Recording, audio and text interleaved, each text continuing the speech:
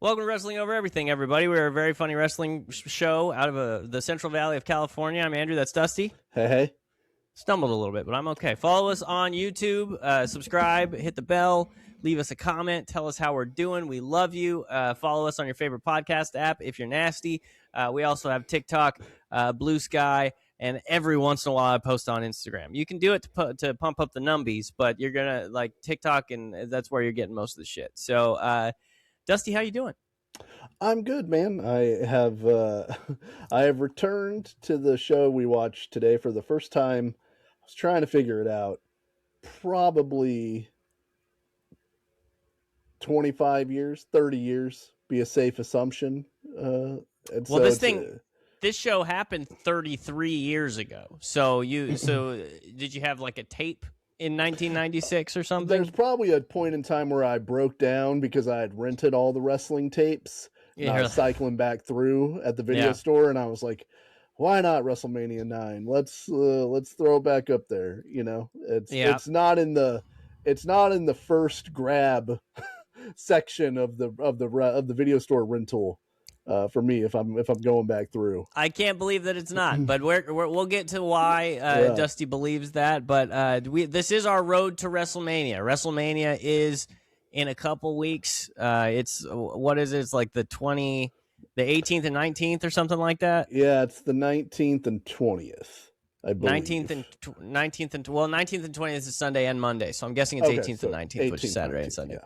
So it's coming. So I don't know what we're doing next week. I'm sure it's going to be better than this. We're hitting some WrestleMania stuff. This is one of Dusty. Would you say this is one of your least favorite WrestleManias? This is one of my least favorite WrestleManias, although I don't know that it's the worst WrestleMania. It's in the bottom 5 for sure, but I don't know the order exactly of the bottom 5 WrestleManias. Yeah, I didn't enjoy this show, and like I said, we'll get to it. But I assume there are, how many worse? Like I know this isn't what we're comparing it to, but like this would probably be a top 5 Starrcade. You know what I mean? Like, yeah. Well, it's interesting. It's like. It's almost if you're driving on the freeway and you've missed all the exits for the good restaurant, or the good rest stop, and you're like, sure, I guess the Arby's will have to do at this point. Yeah, we can't go anywhere but Arby's. Slam on Arby's. I guess I'll check out the green burrito. Yeah. I will go to Subway, even though every time I'm disappointed when I go to Subway, and not just because I'm a larger man. I want to like Subway. I had half a sweet onion chicken teriyaki the other day. Enjoyed myself. You're lying It is still no. It's garbage. But like the sweet onion chicken teriyaki is like it's elevated garbage. Like they stink. I'm not I'm not saying they don't stink. I'm just saying sweet onion chicken teriyaki is elevated garbage. That's true. I get the sweet onion sauce. They did land on something good. They figured something out. Awful for you. Oh boy, is it bad for you. But, so much sugar. Yeah, that's and what salt. They figured out is putting a bunch of sugar and salt in it makes it cover up the blandest chicken that any man has ever attempted to eat. Yeah. So the healthy side of them got thrown in prison, so it's the Wild West at this point. That's a WrestleMania 9 for you. A roadside Subway / Arby's. It's a combo. Yeah. Only the devil could love. That's a WrestleMania 9 for you. So, we are in 1993, where simpler times, Dusty. I am 9 years old. I'm the same year as WrestleMania at this moment. Oh goddamn! I am 2 when this show happens. I turned 3 in August of 1993. Is the stomach right side up? Oh no, I'm fuck city right now. Oh, I am no. not. I'm not even eating through my mouth. Oh. I'm being fed through a tube in my stomach at this point. Were you jumped by some dudes outside a gym and hit with a briefcase? As is the story. Listen. It does sound like I am doing better than Hulk Hogan, Bret Hart, Sensational Sherry. There's a lot of people They tell us about a lot of things that happen off camera. Yeah, there's a lot of yada-yadaing Yeah. for some stuff happening here. Oh my God! Some sort of Loch Ness monster is taking Mr. Perfect down under the water. If only you guys could see this.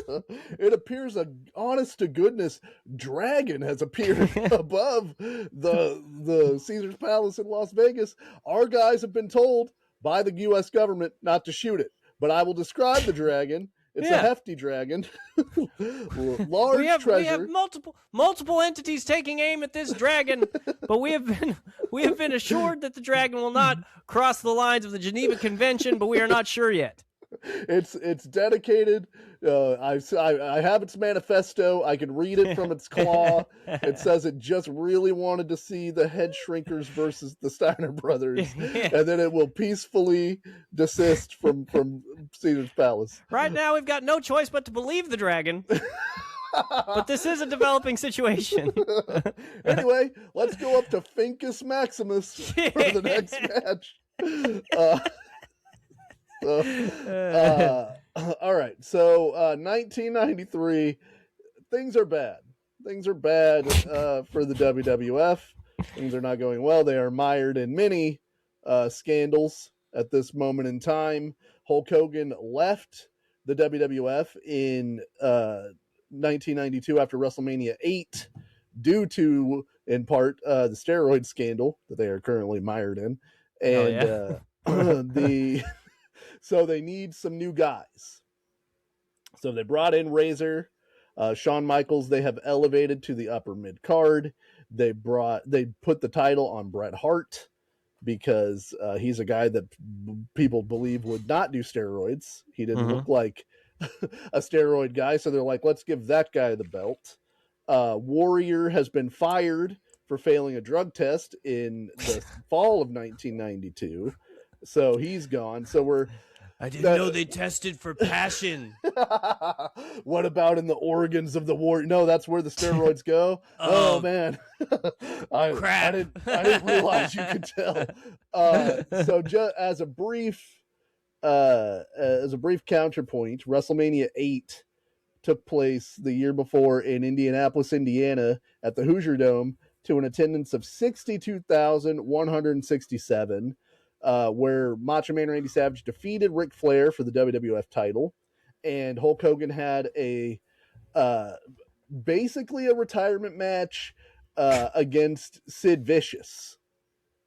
Where's Ric Flair at this point, and where's Sid? Flair was he lost a loser leaves town match in January of 93 to Mr. Perfect, so he went back to WCW. He left town. All right. And Sid is gone. He got injured, and then he will show back up in WCW in the summer of 93. Okay. So we got no Sid, we got no Warrior. Macho Man is in the commentary booth. So only 1/4 of the double main event from the previous WrestleMania is around at all. Is Macho Man injured? Is that why he's commentary? No, they thought he was too old. They were putting him out to pasture, and then he'll have a match at WrestleMania 10. So and he wrestled for like 7 or 8 more years. Right? He'll go to WCW. At the time, what's really funny is Vince thought like 40 is it. After 40, we're done. And now all of his top guys are over 40. Like Punk is over 40. I think Roman's in his 40s now. All the dudes are in their 40s. It's funny that Macho Man was too old, but Bob Backlund wrestles on this show at 43 years old, looking like Mickey Rooney. Yeah. So the highs of WrestleMania 8, which are not very high, it's not a great show. There's one great match, Bret Hart versus Rowdy Piper, which we've watched. But they did get 62,000 people in the Hoosier Dome. WrestleMania 9 takes place from Las Vegas, Nevada, outdoors in the parking lot of Caesar's Palace. 16,891 people. So that is a significant drop-off year to year for old WrestleMania. They barely outdrew WrestleMania 7 which we talked about last week, where they had to move it because of security reasons / low ticket sales. So we're post the Iraq war, but WWE's still not drawn. So things are tough all over. Yeah, I mean, it's a volatile business, my man. You know? Yeah. But my thought is they wanted to have a spectacle. So they're like, let's go to Vegas, and then they build this whole thing around the world's largest toga party, which I really can't understand the logic of trying to sell that. Like, what's your main event? Don't know. Okay, is anybody cool going to show up? Got no answers for you. Why should I go? Well, you'll get to dress up in a toga, which is a thing you could do anyway and not have to go to Vegas for. This is back when literally everything in American culture was a stereotype of some kind, right? Yeah. So, like, they're like, this is going to be at Caesar's Palace. There's like, who came up with this? Like, Robin Williams riffing, like, Yeah. Caesar's Palace, Julius Caesar, Cleopatra, toga party, world's largest toga party. Yeah, he was doing some light creative while doing voice work for Aladdin. It really is like okay, so we're going to Vegas. Okay, they have the Caesar's Palace. Okay, Rome. We could get a Julius Caesar. I could see the wheels turning to world's largest toga party. Yeah. And so we open the show, and we get Gorilla Monsoon, who actually doesn't look bad in the outfit that Gorilla's in. Considering you're judging on a sliding scale here of who looks good in a toga versus who doesn't, I thought his outfit at least looked okay. It's very much a look at what they did to my boy situation. Yeah, like they put Gorilla Monsoon in a toga. Like, the man's loyal to the soil, dude. Look at him. he's getting that paycheck from Vince no matter what. Yeah, it's like Vince is trying to get rid of him. He's like, no, fucker, I'll wear it. Yeah, sure. Put a wreath of branches around my head. What the fuck do I care? Yeah. So he throws to Jim Ross. This is Jim Ross's first first WWF event, having been passed over for the executive job in WCW for, hold on, Eric Bischoff. Listen, I'm gonna be honest, man. First of all, check it out. Yeah, and hell yeah, young Jim Ross, I love it. Everybody's microphone is a mic flag that says Wrestlemania, little tiny mic on top, and they're holding basically the neck of a trophy. Yeah, but they think that looks like a Roman baton. Is basically what's happening. Yeah, like a column of the Coliseum. Yeah, but it's just basically the neck of a Little League trophy is what it is. But what were we talking about before I said that? Jim Ross getting passed over for Bischoff. Listen, man, if you're billionaire Ted right now, sitting on his, drinking his adrenochrome, and you told him, hey, billionaire Ted, if you could go back and hire JR instead of Bischoff, would you hire JR instead of Bischoff? I don't know if he would.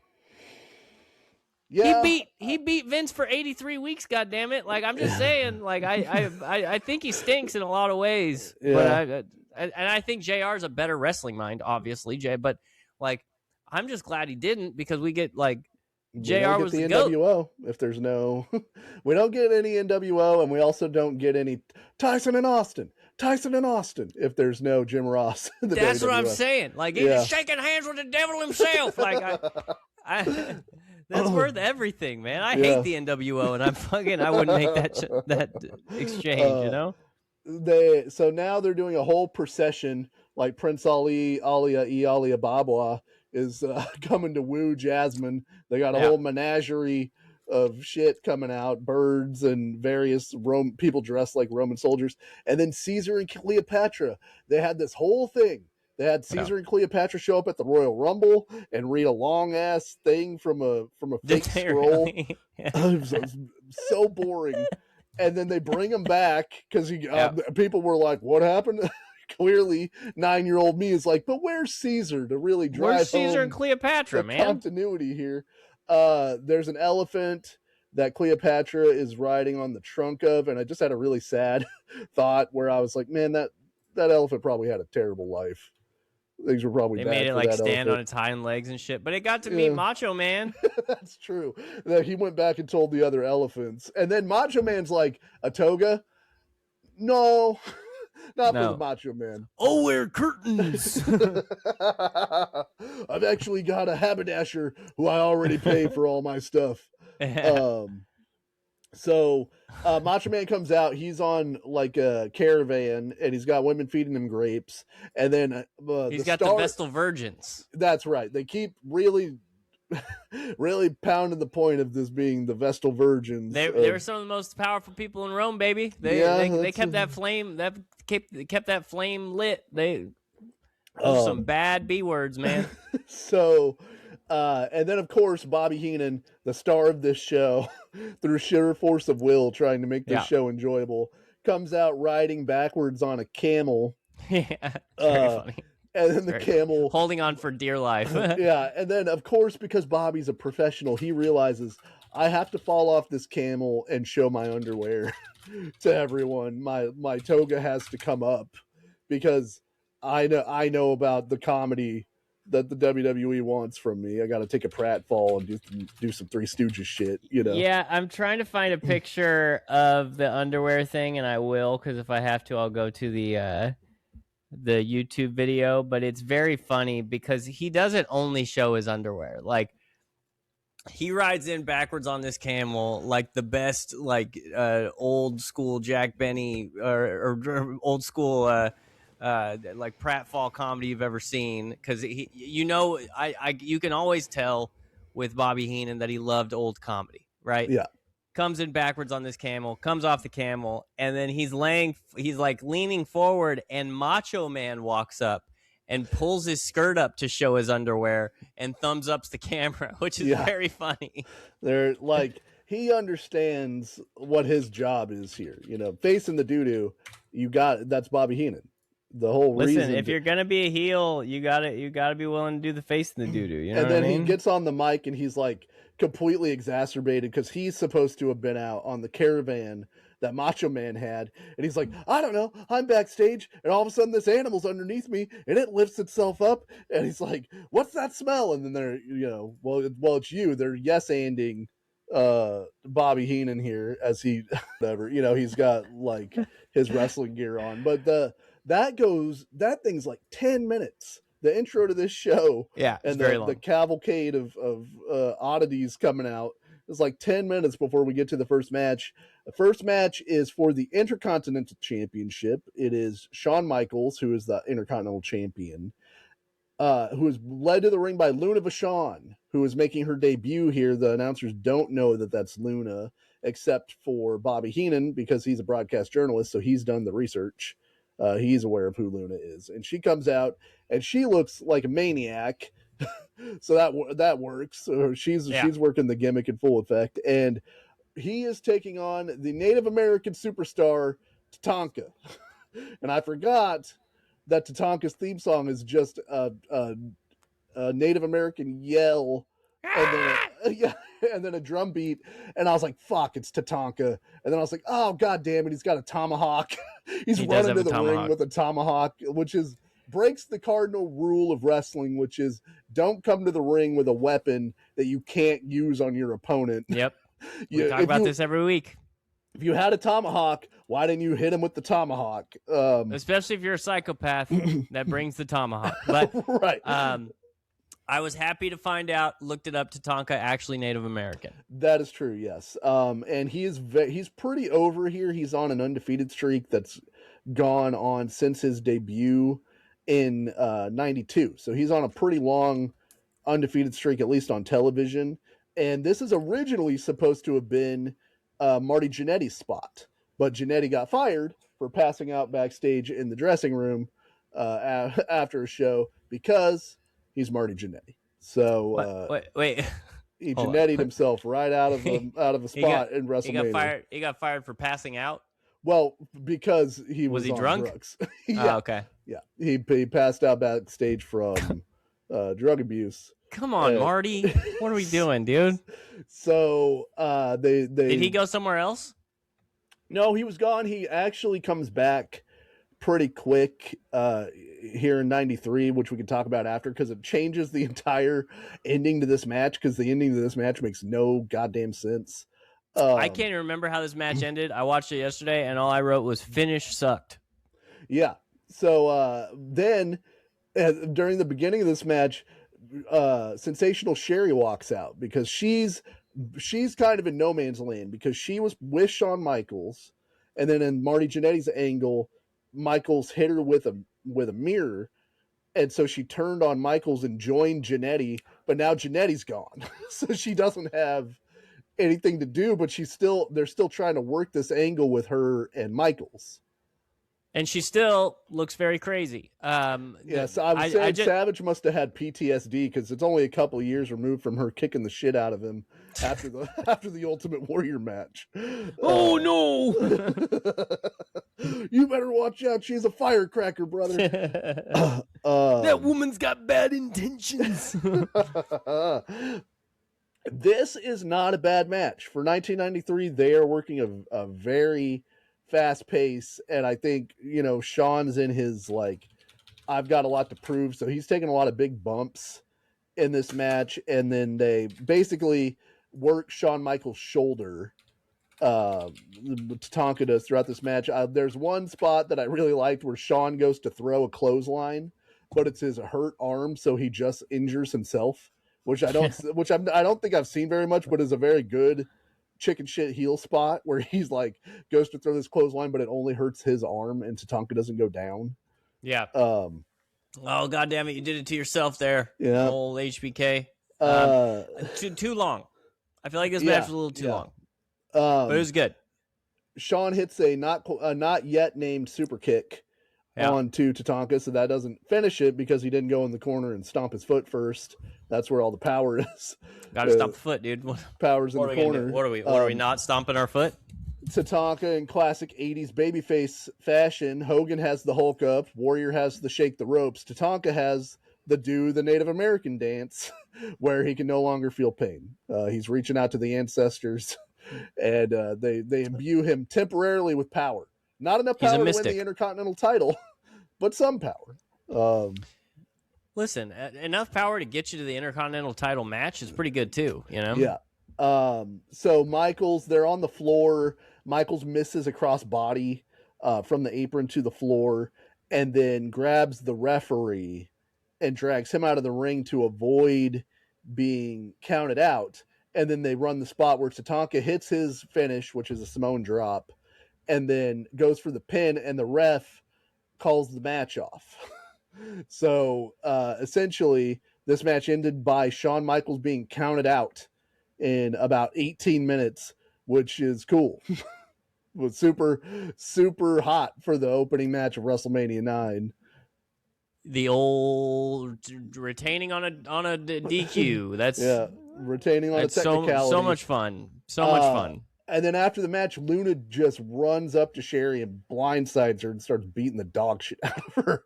Yeah, and subsequently throughout the night, we keep hearing that Luna has brutalized Sherry backstage. Hearing but not seeing. That's what keeps happening. So, in my mind, there's no reason Tatanka doesn't win this Intercontinental title match. This is a fine time, especially considering how this show goes, to give the crowd a good opening match win. Tatanka's pretty over. But in May, so a couple months from now, Marty Jannetty returns, and they do the swap for the Intercontinental title on a Monday Night Raw. Hell yeah, dude. So Jannetty gets a brief run with the title. So that's the only reason I could think that they wouldn't take the title off of Michaels here, is because they're assuming they were going to let Marty come back. Yeah. So because otherwise I don't see why he loses this match. But like you said, this is all right. It's a little bit long, but considering the rest of this show, I understand why they were like, hey, this might be the two best guys we got. Let's go ahead and let them eat up a good chunk of time. Yeah. I mean, there's two matches in this, on this card that go 18 minutes, and if you didn't show me the time stamps of these matches, before the card, I'd say that those are the two that need to go 18 minutes. Yeah. They throw to Mean Gene backstage, who's with your guys, Andrew, the Steiner brothers. It's Rick and Scott, and they're just I just miss my boys. they're just two wholesome dudes from Michigan, man. They're just happy to be out there. They want to get in a scrap. It's their first WrestleMania, and they're going to take it home. They're not like the Steiner brothers gimmick is sort of undefined generally, aside from, hey, these guys are two really good wrestlers and they're brothers. And they love each other. They're just college athletes, man. They're there to compete. They love each other. They're tough guys. They're super athletes, and they are in there for the competition. Which sometimes that's all you need if your guys are charismatic enough. And I think these two guys are charismatic enough. Yeah. You got the All-American boy Scott Steiner and his big dumb idiot brother who everybody loves, Rick. You know what I mean? His handlebar mustached brother. Yeah. Yeah, I think that it's one of those things where it's like their charisma is very clearly in the ring, being able to do stuff that other people can't do. So like you don't need them to also be dynamite on the mic as baby faces, No, Scott's the guy who got really good grades and got a scholarship, and Rick is his brother who is super athletic but drank too much in high school, but everybody loves him. And now he works at a tire shop. Like, it's great. Oh, man. He's got big Frank the Tank energy, Rick Steiner. Oh man, it's just, oh god damn it, they broke him up. I'm so fucking mad. Wasn't that Bischoff? That's Bischoff.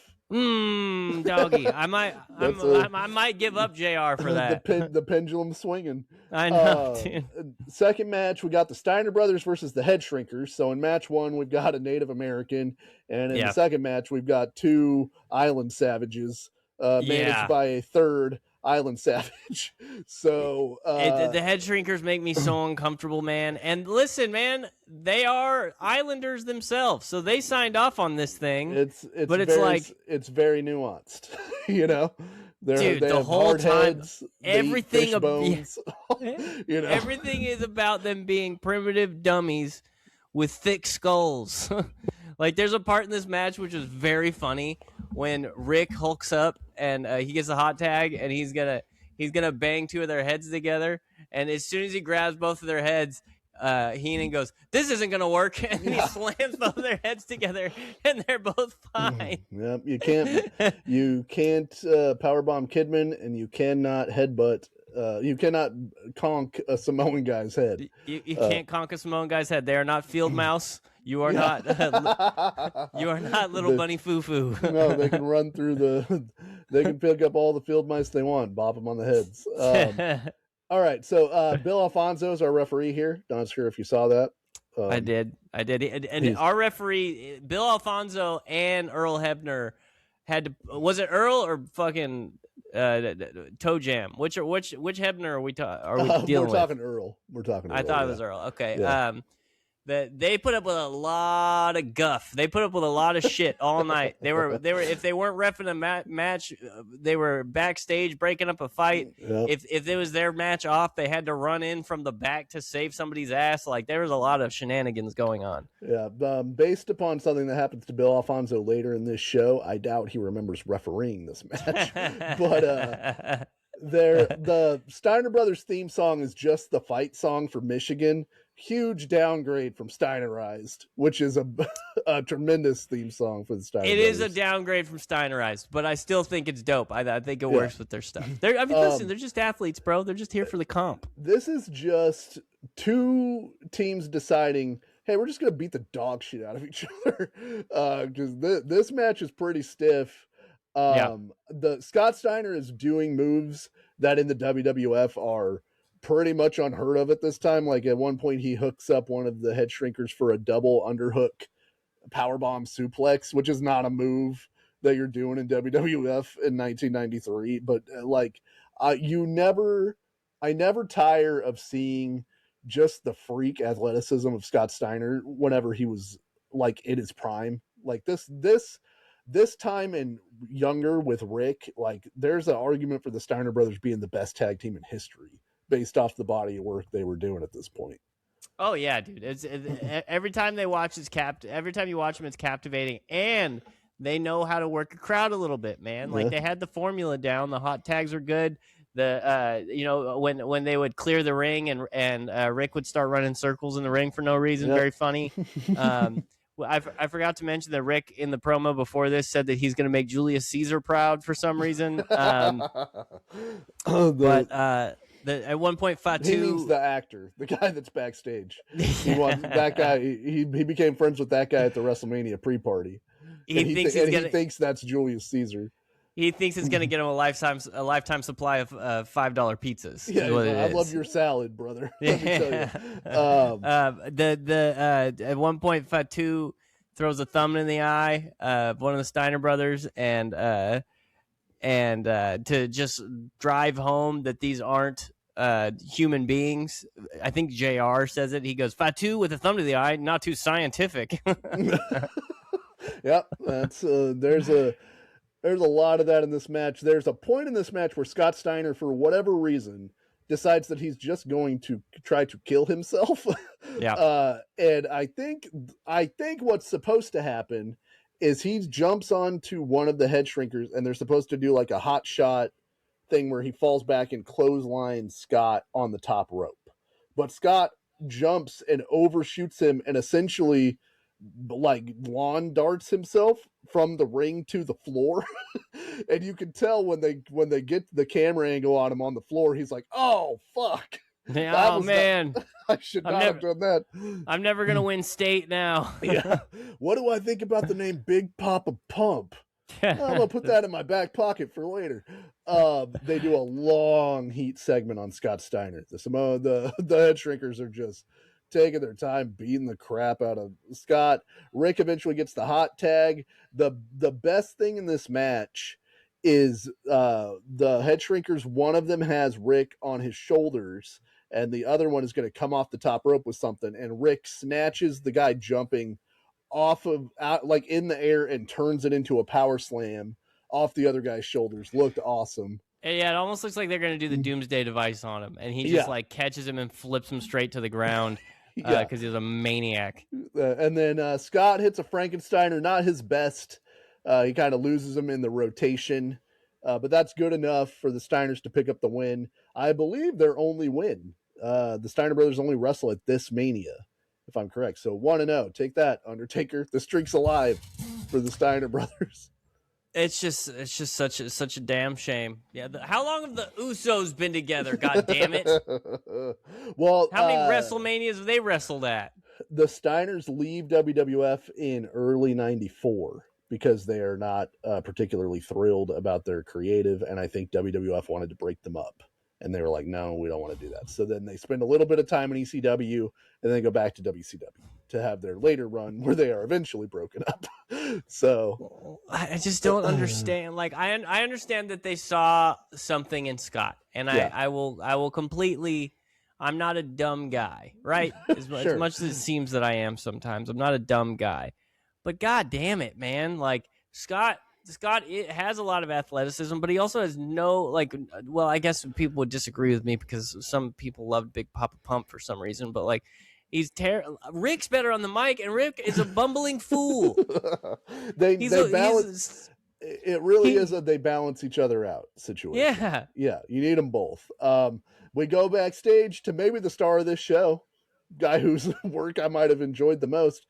Doink has defaced the bust of Julius Caesar with clown makeup, and Mean Gene is interviewing him while they show the angle where Doink the Clown, evil clown, is harassing the children at the WWF event by putting like water in a squirt gun. He's got the balloon full of whipped cream. He's just doing various antics. And then Crush is sick of the antics, and so he bullies Doink the Clown, essentially, and then Doink has a plaster cast in his jacket, and he beats the dog shit out of Crush with this. I remember this angle and being like, that seems really violent for WWF in '93. He's wearing a giant fake arm. It's funny. Yeah, well, I mean, listen, man, I think I like Doink the Clown. I think I'm a pro Doink guy. Yeah, evil Doink. very good. Babyface Doink stinks. I hate Babyface Doink, but heel Doink is great. When he's a babyface, is he still kind of evil, or is he just all good guy? No, he's not very nice, very evil, just very nice. Oh no, you could do babyface Doink where like he's still cheating, like you know what I mean, like almost like an Eddie Guerrero situation where he's a bad guy babyface, but like you can't do good guy Doink the Clown. Are you kidding me? Doink could never, good Doink could never be Eddie Guerrero. They did good guy Doink, like fully good guy Doink. There's a couple of things. So there's like Evil Doink is great, and Evil Doink right here is portrayed by a wrestler named Matt Bourne.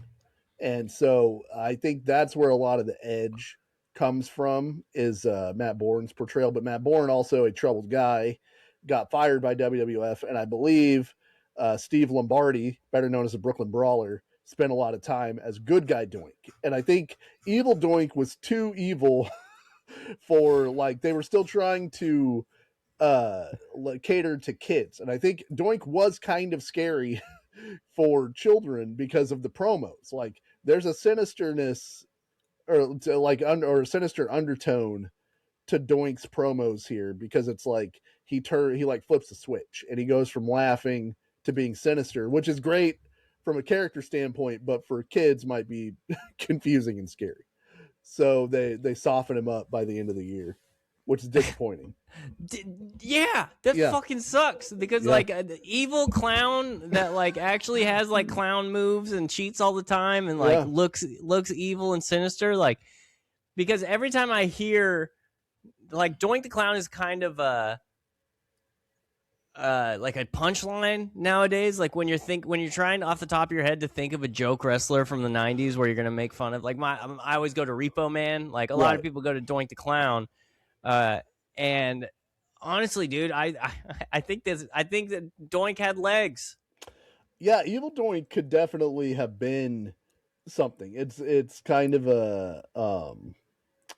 it's kind of inspired as a gimmick, an evil clown. But then, they definitely wash it, pretty quick. Oh, Steve Kern also played Doink the Clown. Steve Lombardi, the Brooklyn Brawler, played Doink the Clown as well from 93 to 95, or 93 and 96, and then Steve Kern 93 to 94. And so, but this is Matt Bourne, the best iteration, in my opinion, of Doink the Clown. And he says that Crush, by the end of the night, may be suffering from double vision. And then he laughs and walks off. So I forgot to mention I had a mullet ranking going for the show. So some contenders that we overlooked at the beginning, I apologize. Shawn Michaels, pretty good mullet. Good mullet. It's good mullet. Scott Steiner, pretty good mullet on him. Pretty good mullet on Scott Steiner for sure. The in pole position by match number 3 is Crush. Crush, superb mullet. This is one of the many rebrands of Crush. This is after Demolition Crush. Now he's Kona Surfer Cool Guy, Shaka Bra Crush, which I do say as a kid, I enjoyed quite a bit. I was a big Crush guy, which is embarrassing now because Crush is not very cool. So this is close. Because we've got that's a great mullet. That's a powerful mullet. Yeah, that is a great mullet. This Scott Steiner mullet's pretty good though. Yeah, I'm saying our 3 contenders currently. Well, we'll have to keep track. Oh man, look at that shit. Look, I think it's because he looked like Mountain Dew. He does look like Mountain Dew, and I also think like there's something about a blonde mullet, dude. There really is something about a blonde mullet. He does look like he could replace Brian Knobbs and the Nasty Boys, also, because that's like those are pretty choice mullets as well. Pretty good arms too. Pretty good arms. Like Crush is a big guy. It just never really worked. And then Doink comes out. The music they've got is great because it starts with the classic circus, the da da da da da da da da da, and then it turns into this like really sinister, like low end. It's awesome. All the accoutrement for Doink is great. Doink hits a power driver in this match, which is wild to Crush. And then Crush's big thing is that God damn it! Both of these guys fucking overdosed. Yeah. There's I hate to bring everything down, but Crush's big thing is that he'll smish your head. He's got powerful grip, and he'll crush you. You know, he should join the head shrinkers then. Yeah, You know what I mean? really, that's what he should do. During the head crush, the referee gets bumped, and Doink keeps trying to go under the ring throughout this match to escape Crush. And I think the reason why is because the second Doink is under the ring. He's trying to get under the ring so other Doink can come up. But while Crush is beating up Doink while the ref is out, a second Doink appears with the plaster cast and blasts Crush right in his head, knocks him out. And then the two Doinks do the mirror gimmick where they put up a hand and the other guy puts up the hand. It's great. They should have started playing Foreigner. Fill my eyes with that double vision. The funny thing about this is he doesn't need the fake arm is a swerve. Right. Like if you're gonna sneak up on the guy, you could have a baseball bat, but he's like, no, I'm gonna hit him. I brought the fake arm. It's funny. You could have taken Tatanka's tomahawk from the back and hit him with that. So maybe he had to get it past security. Yeah. So the Doink uses the fake arm and gets the win, and then Bill Alfonso comes out and the ref is down, and he's like, "There are two Doinks, dude." But by then, Doink is gone, and you can't reverse that decision. And Crush is just left in the ring looking like a doofus because he got beat by two Doinks. They look around for the second Doink, and they couldn't find the second Doink. No. You know, it's one of the more famous double Doinks of all time. Most of them are in football, but this also famously Crush later becomes a part of Chronic in WCW. Part of the New Blood, famously, as we'll recall. Damn it. Dude, we did a whole episode on the New Blood and the Millionaires Club, and that, oh boy. It lives in infamy. And guess what? We'll go back. I'm sure we'll do it again. We're going to have to redo a lot of the stuff we did on our old podcast. Todd Pettengill is in the crowd, your buddy, radio comrade, you and Todd Pettengill. Your feathers in the same of the same bird, you know? Yeah, you know, I gotta be honest. I hate Todd Pettengill on the radio. I think he's a hack. He steals a lot of bits. He does a lot of fake stuff.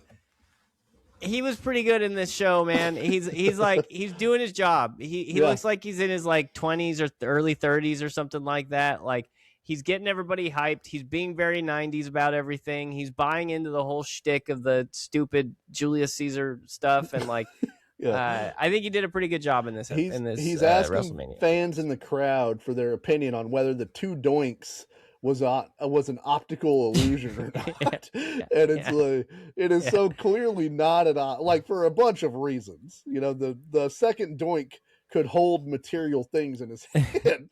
He's a guy. How big is this mirror? Yeah, that's a guy right there. So, the hologram Tupac. He's asking two Japanese photographers that don't speak English at all. Yeah, and they're just like, WrestleMania, it rules. It's great. Yeah, and he's like, how about Yokozuna? And the guy's like, Yokozuna, number one. And one guy just starts laughing maniacally for no reason. Yeah, he's like, this is so stupid. I'm actually a very celebrated photographer in Japan. Yeah. I come here and you're some bullshit radio hack. I spit on your feet. Yeah. Match number 4, maybe one of the most. Sometimes in these old WrestleManias, it's very funny to see the matchups that you get that are utterly perplexing. So our fourth contest is Razor Ramon. We've gone on this podcast about how cool Razor Ramon is, looking fantastic, coming out to the ring, looks dope, has awesome music, looks like a star, and he's taking on the newly returning Bob Backlund. Bob Backlund was in the 1993 Royal Rumble, was in it for the longest time anyone had ever been in the Royal Rumble at that point, because Bob Backlund's whole thing is that he's like very fit for being a dude in his 40s. Like he was obsessed with calisthenics. So they're just like, no, he could just like wrestle for a long time. That's his whole gimmick, is he's an old school dude that just could wrestle for a long time. And it's this weird mashup of like, for 5 years, from the late 70s to the early 80s until he got beat by the Iron Sheik, Bob Backlund was the WWF champion. He's the top babyface in this company. It looks like Ken Jennings right there. That's a young Ken Jennings. That is so this is Mickey Rooney. Yeah. Mickey Rooney looks, it's unbelievable how much Bob Backlund looks like a young Mickey Rooney. Well, to the point that I think Heenan calls him Mickey Rooney. He calls him, because he calls him Opie. What does he say? Oh, yeah. They're like, where's he been? He's like, he's been delivering newspapers in Mayberry this whole time. Yeah. So after his run in the WWF, Backlund kind of went into retirement. He wrestled in Japan quite a bit, and I'm not really sure why they brought him back. It was just like he had an open invitation, and they were like, sure, we need bodies because we lost the British Bulldog, the Ultimate Warrior, and Sid, and we'll replace those three guys in the aggregate with Bob Backlund. So he seems like, was he ever a comedy act, or was he always just kind of like an underdog style guy? No, he was like a legit just white meat babyface. In the 70s, I don't think he had a gimmick either. He was just like, I'm good at wrestling. Okay. So the crowd starts chanting for Razor Ramon because he's the dude that has music when he comes out and doesn't look like an old man. And it's like Razor's clearly the heel here, but these two guys could not be on different planets in terms of how they think about pro wrestling. Like you could tell the styles just do not mesh at all. It's a great picture, but it's also it's very, it is very much like the not even the passing of the torch. It is like 1990s wrestling meets classic NWA. Like this is it's Bob Backlund, who's just a wrestler in trunks, fit guy. He's a guy that you can cheer for, versus a fake Cuban Scarface character with razors on his ass. Yeah, like who has a theme song that sounds like a song by the Eagles. Like, so it's just weird. It's crazy to see Scott Hall. This is Hall's first WrestleMania as well. He is taking like incredible bumps for Bob Backlund's offense. Like he's really working hard for Bob here. That's Scott Hall, man. Yeah, and then Razor, in a classic heel move, snatches a small package for the win. Classic heel victory, straight up in the middle of the ring with a small package. So he gets out of the all the way. He gets out of the ring and he does the me thing. There's a story where Kevin Nash. So Nash wins the WWF title off of Backlund. He beats Bob Backlund in 1994 for the belt. And then he's got to do a run of house shows with Backlund. And he's like, I give up my right. He's the elder statesman. He calls the match. And so they're doing this house show, and Backlund calls for Diesel to do a sunset flip. 7 foot tall Kevin Nash is supposed to sunset flip Bob Backlund. Because in Backlund's mind, that's a babyface spot to do against a heel. And so afterwards, I guess the Undertaker was like, I don't ever want to see you doing fucking sunset flips in the ring again. That's not your deal. And so Backlund actually has a pretty fun run in 1994. He has a title match with Bret Hart where Bret's like, out of respect for you, I'm going to give you this title match because, babyface versus babyface. And Bret beats him with like a technical roll-up or something. And Backlund snaps. It just starts beating the shit out of Bret and puts him in the crossface chicken wing for 5 minutes or whatever. And they have to pry Backlund off, and then Backlund's staring at his hands like he's gone insane. And so then insane Bob Backlund is kind of fun. He turns heel and he's just putting people in the chicken wing and and cutting maniac promos that are pretty good. And so he briefly wins the WWF title in 1994. He beats Bret at Survivor Series 94 and then loses the belt a week later at a house show to Diesel. So he's essentially the bridge between Bret having the belt and Diesel, another babyface, getting the belt, which is ironic because that's what happened to him, where he was the bridge, where the Iron Sheik was the bridge between Bob Backlund and Hulk Hogan getting the belt for the first time. So he got reverse bridged, Listen, sometimes you're the crosser, sometimes you're the bridge. You know what I mean? Sometimes you eat the bear, sometimes the bear eats you. Yeah. During this match, we find out that Lex Luger this morning has beat the shit out of Bret Hart at a WrestleMania brunch. Oh yeah, hit him with his elbow, really hard. Hit him with his elbow. And then I forget, we might have missed it because at some point in one of these earlier matches, Jim Ross is like, "I'm hearing backstage reports that Luna Vachon has busted into the medical tent, is beating the shit out of Sherry again." Yeah, and Bobby Heenan goes super, and then he goes, I'd go back there and help, but that camel's still back there. Yeah. I wouldn't be surprised if Luna worked that camel over a little bit. Yeah. All right. Do we consider what Razor has a mullet? Yeah, I'd say that's a mullet. Okay. Yeah, that's a mullet. I don't know that he's cracking the top 3 right now. I mean, it's a Latin mullet, but it's like if I showed up with this haircut, I mean, look at how long it is in the back. That's definitely a mullet. That's definitely a party in the back. Yeah. Yeah, but it's not like, the mullet off is very frequently like a white trash mullet situation. Yeah. This isn't a white trash mullet, but this is a mullet for sure. Yeah. Okay. Backstage we go to Money Incorporated, who are with Mean Gene, and they talk about how they bashed in Brutus the Barber Beefcake's face after Jimmy Hart tried to get them to not do that, who was their manager at the time. So they tossed Jimmy to the curb, and they really are obsessed with breaking Brutus Beefcake's face again. A $1 Million Man cuts a pretty good promo here, where at the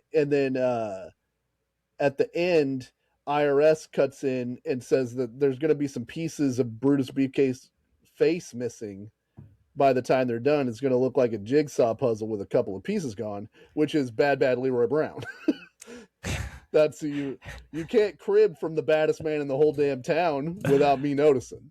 Yeah, what are we doing? You're gonna slip that past the dustbuster? No. It's also kind of foreshadowing for the future of Brutus the Barber Beefcake getting kneed in the face on a beach. That was the past of Brutus the Barber Beefcake. Oh, that was before this. This is, that's why they're so obsessed with his face, because it's all fucked up already. So I was wondering, okay, so when I was like, man, this is a little on the nose for what happens eventually to this guy. I didn't realize that it was previous. That would be insane foreshadowing. I didn't realize it was previous. I thought that was much later in his life. No, so I thought this was pretty good. I like the tag team of Money Incorporated. It's very funny to imagine that, of course, the $1 Million Man would get the tax guy on his side. Like the IRS man is going to be in the $1 Million Man's pocket, obviously, while he also talks about how all the fans are tax cheats and he's going to audit all of them. So, like, I don't think IRS is a great gimmick, but of the things to do with IRS, putting him with a character like the $1 Million Man makes a lot of sense. And dude, everything the $1 Million Man does is great. Like I have he's probably on the Ted DiBiase is probably on the short list of wrestlers that I have like grown a super huge amount of appreciation for the more that I see him, because like I would always hear I always felt like the $1 Million Man was like something that kids loved back in the day, and it was just because he was on TV so much when they were around and stuff like that. Right. And because like my brother Jacob always talks about the $1 Million Man and like all these people, and like, but now the more I watch him, the more I'm like, no, this guy actually was like special. Like he sold really well. He had this weird physical charisma that you can't really put your thumb on. You know, you can't really nail down. But he was like, I mean, he's still alive. He is a special dude, but he was a special performer. Like in this match, he gets atomic dropped over the fucking top rope. Yeah. Like he gets hit with an atomic drop by, I think, Beefcake, and he jumps and crotch. He doesn't crotch himself because he doesn't land like straddling. He lands like across the other way, like perpendicular to the rope. Yeah, and bounces over the rope. It's such a good bump that he took off of it. He like handstands himself on the apron to flip over the top. Like, it's a really physically impressive thing that you don't think about how physically impressive it is because it looks so seamless. Yeah, to him. Yeah, I think like the $1 Million Man gimmick is incredible. It's like it's very evocative, and that's why it sticks with people, because you're like, oh right, the dude with all the money, and he had the belt, and he had the butler. Virgil and all that. But like when you drill down on it, Ted DiBiase not only was a perfect fit for the gimmick character wise, but is an incredible wrestler and performer. Yeah. Like someone else probably would have been pretty successful as the $1 Million Man because the gimmick is so like kind of evergreen and ready. But like it really was a match of the two things together. Like he's the perfect guy for that gimmick, and he took it to another level, I think. Yeah, no disrespect to Brutus Beefcake at all, because he has a version of this as well. I don't think he's as good overall, but he has a version of it. But if Brutus Beefcake was given the $1 Million Man gimmick, I think he makes it successful. But I don't know if he makes it as legendary as Ted DiBiase did. And that is just to say good things about DiBiase and not to say bad things about Beefcake, because I think Beefcake. I mean, he made the Zodiac happen. Right? Yes, one of his many things. So. Brutus Beefcake, as we talked about, is coming back from having like one of the most horrific injuries and maybe the history of life, not just pro wrestling. Like when you really understand what happened to him, it's utterly terrifying. Like he got his entire face broken and they had to literally put him back together. It's very funny because he was parasailing on his day off trying to get some tram, and this lady fucking smashed his face in with her knees. Was he parasailing or was he just standing on the beach? No, him and one of the other wrestlers that had a boat had been parasailing all day. And they were like hanging out, and they had just decided, of course, this is Beefcake's account, so who knows? But they had decided, like, we're going to wrap it up. We're done for the day or whatever. And then this girl on the beach was like, I want to try. And they're like, okay, let's do it. And so, of course, it's like one more ride. What could go wrong? And she gets in the parasailing thing, and the boat starts to take off. And somehow Beefcake is standing in the water facing the girl, like she's starting and he's facing her. Fuck. And she ends up hitting him in the face with her knees going like 40 miles an hour.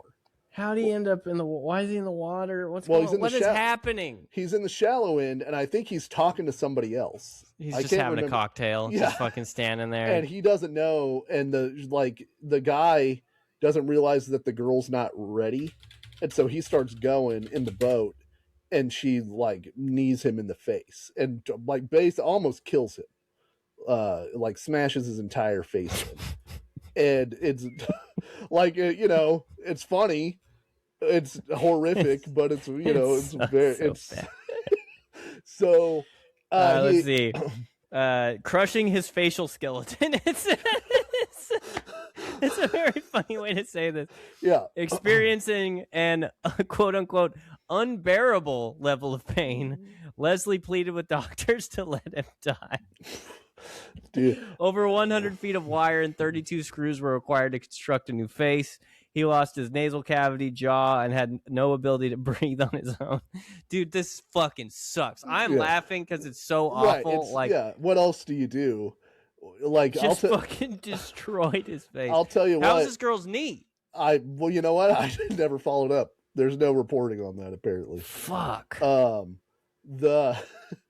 Here, I'll tell you one thing. You don't want your facial skeleton to be crushed. I can tell you that for free as a person who's not a doctor. Yeah, I don't think you need a degree from Hollywood Upstairs Medical College to know that you want to keep your facial skeleton uncrushed. Yeah. So Beefcake had come back a little bit, and he had done some dark matches and stuff, and he had worn a mask. And then I think it was just like one of those things where he's like, I don't know, like I almost died. I don't know how this stuff will hold up if I'm wrestling all the time. And then by 93, he's decided he wants to come back. So this is his first televised match since 1990. And the other really terrible thing is that he was supposed to win the Intercontinental title at SummerSlam 1990 from Mr. Perfect, and this accident happened, and so then Kerry Von Erich subbed in and won the Intercontinental title from him. So yeah. So was he ever an IC champion otherwise? No, never the IC champion. And he was actually kayfabe injured in 1988 out of the Intercontinental title match, so Ultimate Warrior could win the Intercontinental title in 1988. So So in WWE, he was only a tag team champion, I'm seeing. Yeah. With Greg Valentine. The Dream Team. So and then Hogan is in this match. Hogan had been gone most of 92 since the previous WrestleMania, and I don't think he was originally supposed to come back, but as we'll talk about in a little bit, ticket sales a little soft for old WrestleMania 9. So in February, he returns to WWF TV after Money Incorporated has beaten up Brutus to help get revenge for his friend and also pump up the numbers for Mania, because now they can advertise a Hogan match, even if it's just for the tag team titles. Hogan's on this show. So Hogan comes out. He's got a gnarly black eye. Just one of the most horrific looking. He's actually the one with the worst facial injury on this tag team at WrestleMania 9. So we'll talk about that in a little bit. But the story of the match. He's probably like, God damn it, my face hurts, brother. And Brutus Beefcake's like, don't give me that. Yeah, he just looks at the camera like Jim from The Office. Can you believe this guy? His face hurts. Huh? Yeah. So at the beginning of this match, of course, Money Incorporated can't do shit. They're just getting waxed by the baby faces, and the crowd loves it. And so they decide to bail, and the referee makes a unilateral decision that I'm not sure he has the authority to make, which is, if Money Inc. gets counted out, allows themselves to be counted out, they will lose the tag team titles. Because they're trying to fuck off. They have started walking back towards Caesar's Palace. They're gonna go hang out with the Vestal Virgins, which I would have done the same thing. You know what I mean? You go backstage, eat grapes, hit the craps table. Yeah, you can call them winners. That's fine. I'm gonna go. You know, but for some reason. The referee's like, not only will they lose the match, but they will also lose their titles. And DiBiase's like, what the fuck, dude? I have an IPO that depended on me having this tag team title. Yeah. So they come back. They finally get the advantage. They're working on Hogan. And Hogan does an incredible thing in this match. I was going to text you to have you watch specifically for this, but I forgot. Hogan doesn't take a single bump in this match. The fun thing to do in these like Hulk Hogan doesn't give a fuck matches, count how many back bumps Hulk Hogan takes. Not a one in this match with Money Inc. I'm gonna be honest though, with this facial injury that he has, it probably would have hurt really bad to take a bump. Like this is like an injury to where, like, if you're falling all over the place, you're going to feel it really bad in that eye. So I wonder if, like, he's like, brother, like, I'll come back and do this match and do this show for you and sell some tickets, but I can't take any bumps tonight. You know? You are a wonderful person giving Hulk Hogan the benefit of the doubt here. He will later prove that he does not deserve it. But I think even with a perfectly good eye, Hulk Hogan's not taking any bumps for this mid-card tag team title match. Listen, there's a very good chance. And remember, I am on record. Oh, yeah. As to how I feel about the Hulkster. I'm just saying, like, I saw him giving a promo later in this in this show, and I'm like, God damn it, I bet his eye hurts like shit right now, dude. Yeah. So they put DiBiase puts Hogan in the $1 Million Dream. Hey, do you think Hulk's arm's going to fall 3 times in this $1 Million Dream? I'm going to go ahead and guess it's not going to. There's no chance. Tough for old DiBiase. There's a better chance of Ed Leslie walking through a metal detector unscathed or being able to get an MRI. So while the ref's distracted, DiBiase has him in the $1 Million Dream. Beefcake walks up behind DiBiase, puts him in a sleeper hold. That seems to be much more effective because DiBiase has the $1 Million Dream on a long time, and the Hulkster doesn't go out. But Ed Leslie's got better hooks, I guess, on his rear naked choke. So eventually, after a long time, they get the mask off of Beefcake, and the heels can work over his face for sympathy. The referee, in the midst of schmaz, gets bumped by Hogan, and then the baby faces do their comeback. And while the ref's out, Jimmy Hart, who is now in the corner of the Megamaniacs, is able to reverse his jacket because he saw this coming. So and it's so stupid. It has referee stripes on the inside, so he does a double count to the two heels that are down, and the crowd explodes, even though the crowd knows there's no way that this is going to stand. And Hogan and Beefcake start celebrating with the belts like they just won. By the way, when the referee takes the bump, Macho Man goes, "Referee down." I don't know why he said it like that, but it's very funny. One of my notes is the baby faces are dumb. And then a new referee comes out and he disqualifies the baby faces on behalf of the referee that got bumped. And then Jimmy Hart throws that referee out of the ring, and Macho Man says, "The Mega Maniacs are the Mega Maniacs." Which doesn't mean anything at all. They beat up the heels, and the heels fuck off, and they do a full Hogan pose down in the middle of this show. This is the 5th match. And they do an entire Beefcake Hogan full pose down, and the crowd loves it. So why were they DQ'd? Because Hogan bumped the referee. But I got to show you the referee bump. Hogan didn't really bump the referee. Isn't that the what happened? I thought that's it was like. Let me find it really quick. Keep talking. I'll find it really quick. They open the briefcase that Money Incorporated brought to the ring, and there's a brick inside of it, and there's a whole story where they blame Hogan's eye being messed up on Money Incorporated hiring guys to beat up Hogan outside of the gym the night before. And I guess the theory is inside of the briefcase was the brick that they've been using, and that also is what they used on Hulk Hogan. So Hogan gives a bunch of money away in the front row to the crowd. And again, he's super over. It's just so weird to do the full-on Hogan into show pose down in the middle of this show, and then they have to go to Todd Pettengill, Listen, you got if you got a chance for a Hogan pose down, you got to do a Hogan pose down. In 1993, you're paying Hulk. Yeah. And you're paying Hulk for your show that only sold 16,000 tickets. You're getting a pose down. Yeah. I'm almost to the part where the ref takes the bump. I'm sorry, it's a long show, so it's hard to freaking. Todd Pettengill interviews Natalie Cole, who is straight up big timing him.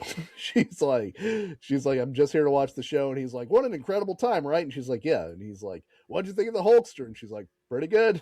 And then he invites over the CEO of Caesar's Palace, who looks like he should be the villain in a Die Hard movie. He definitely like it should say CEO of Caesar's Palace, not a mobster. Not affiliated with John Gotti. Never heard of him. Okay, so Beefcake has IRS in a sleeper hold. Check. Hulkster's in the corner. Yeah. Hulkster's trying to get in to help IRS because DiBiase's in the ring with him, right? Yeah. DiBiase's looking. Hebner currently is yelling at Hulkster. Yeah.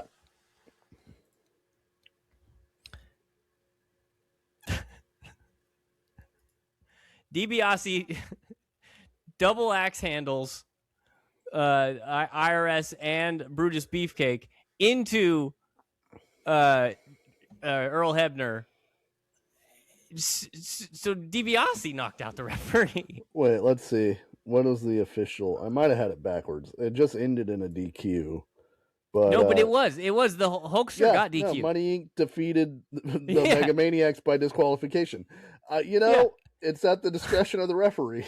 It's like the strike zone. I guess it is. I rewound this to see, wait, why were they disqualified? Yeah. And it's just because Ted DiBiase knocked out the referee. And the referee was, maybe because the referee was distracted by Hogan when he got knocked out or something. Or but he thought Hogan punched him. It is the big, they just didn't clean it up. They didn't clean up their thing. They could probably learn something from the CEO of Caesar's Palace about cleaning up a crime. Yeah. You take him out in the desert, you can, you can dig a hole out there. He's talking about a bunch of stuff I don't care about. He's like, it's great, and there's synergy, and the whole week has been awesome. And I'm taking your guys to the cleaners, Vince. You'll never believe it.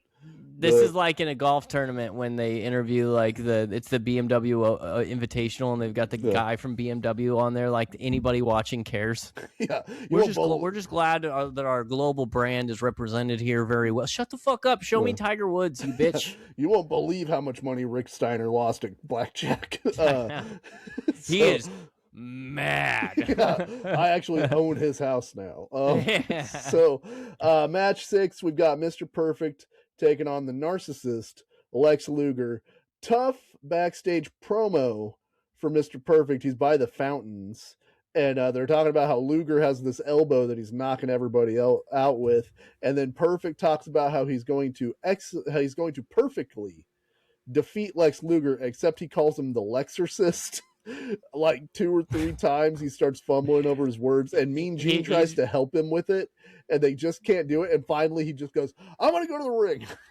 And it's very funny because he starts laughing himself because he was just talking about how perfect he is, but he can't say the narcissist Lex Luger. It was great. It was great. To be fair, narcissist Lex Luger is a little bit tough to nail. Yeah. So people make mistakes. Maybe that's a good lesson for Mr. Perfect to learn. He needs to be Mr. Above Average. Little humility for Mr. Perfect. Yeah. Luger comes out. He's got some showgirls with mirrors to do his entrance, and then the smoke shows, by the way. Yeah. 1993, just absolute smoke show hotties.